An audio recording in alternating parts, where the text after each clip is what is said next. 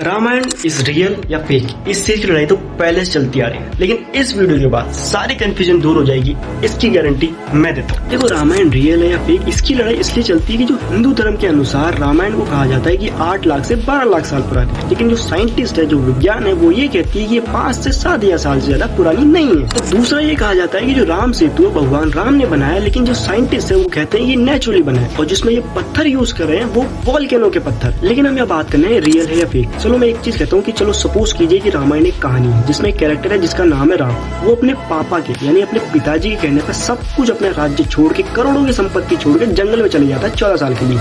उसके साथ उसकी बीवी चली जाती है, उसका भाई भी चला जाता है। अब मैं कहता हूँ कि अगर ऐसा कोई रियल लाइफ में कर दे वो कितना बड़ा आदमी होगा, उसे तो हम अपना आइडल मान लेंगे। उससे हमें बहुत ज्यादा मोटिवेशन मिलेगी कि एक आदमी अपने पिताजी के सिर्फ एक बात कहने पे सब कुछ छोड़ के निकल जाता है। यानी कि कहने का मतलब ये है कि हमें इस चीज के लिए नहीं लड़ना चाहिए कि रामायण रियल है या फेक, लेकिन जो उसमें कहानी है वो रियल है। उसमें कुछ तो सच्चाई होगी ना, कि कोई कैसे कर सकता है कि अपने पापा के सिर्फ एक बार कहने पे सब कुछ छोड़ दे।